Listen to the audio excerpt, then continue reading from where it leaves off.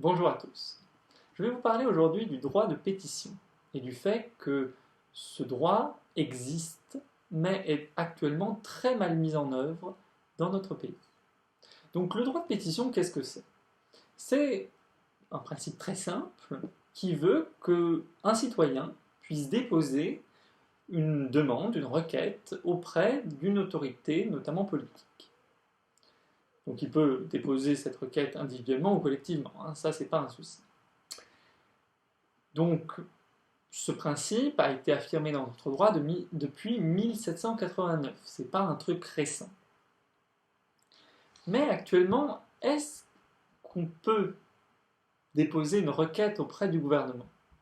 Eh bien non, pas de manière officielle. Alors évidemment, il y a des sites de pétition non officiels. Il y a change.org, abas.org, mesopinions.com. Bien. Effectivement, ces sites-là existent, c'est très sympa. Et dans certains cas, les ministres se retrouvent, par exemple en interview, à apporter une réponse aux auteurs de la pétition. Mais ce n'est pas un canal officiel, ce sont bien 3 sites privés.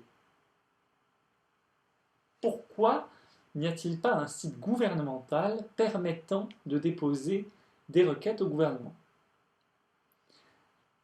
Alors, vous allez me dire, là, il faut concevoir un truc à partir de rien, faut... Non.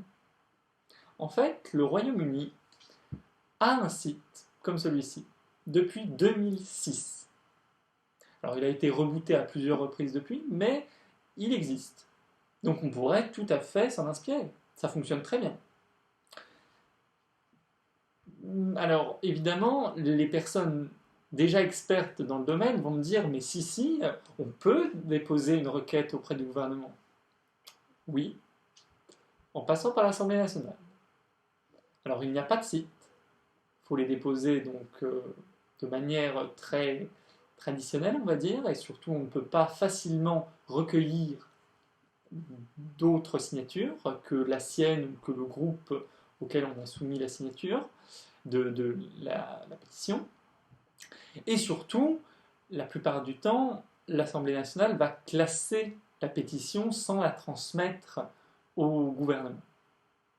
Et c'est de plus en plus net d'ailleurs quand on regarde les statistiques. Autant il y a quelques législatures, c'était à peu près moitié-moitié, maintenant c'est presque plus. Souvent pour des raisons techniques, légales, mais quand même, ça fait de ce canal-là, théoriquement valable, un canal de mauvaise qualité, tout simplement. Qui a déjà entendu parler d'une pétition déposée à l'Assemblée nationale? Moi, jamais. Alors, il y a un deuxième canal qui existe, c'est le fait de passer par le CESE. Donc, le CESE, pour ceux qui ne connaissent pas, comme à peu près pas tout le monde, vu que le CESE, donc le Conseil économique, social et environnemental, ne sert à peu près à rien sauf à écrire 2-3 rapports par an.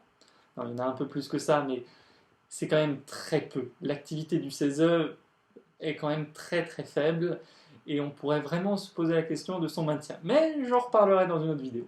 Donc on peut effectivement déposer une pétition auprès du CESE pour qu'il fasse un rapport ou qu'il transmette quelque chose au gouvernement.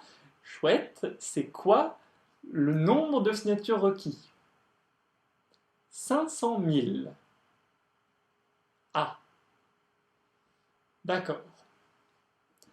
Je reviens sur le site anglais. Donc, il y a 2 seuils. Donc, il y a un seuil pour avoir une réponse du gouvernement. Et il y a un deuxième seuil pour qu'il y ait un débat au Parlement. Le premier seuil, donc pour avoir une réponse du gouvernement, 10 000. Le deuxième seuil, pour avoir donc un débat au Parlement, 100 000. Et nous, on souhaite avoir 500 000 signatures juste pour déposer une pétition auprès du CESE. Bon, on est très en retard.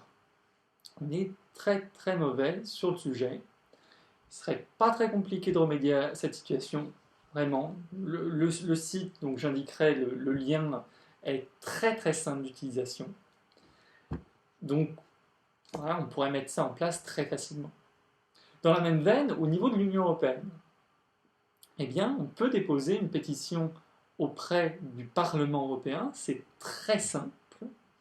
Alors, je ne dis pas que les suites sont fantastiques à chaque fois, mais il y a un site qui est très simple, très bien fait. Et on peut aussi, ce qui est encore plus intéressant, déposer une initiative citoyenne européenne. Alors ça, c'est quelque chose qui existe depuis le traité de Lisbonne, et qui existe donc concrètement depuis 2011-2012. Donc pareil, il y a un site, alors là c'est un peu plus complexe, il faut rassembler 1 million de signatures au niveau de l'ensemble de l'Union européenne. C'est donc compliqué, parce qu'il y a un nombre de signatures par pays. Il y a peu d'initiatives qui aboutissent, donc de ce fait, mais ce principe existe.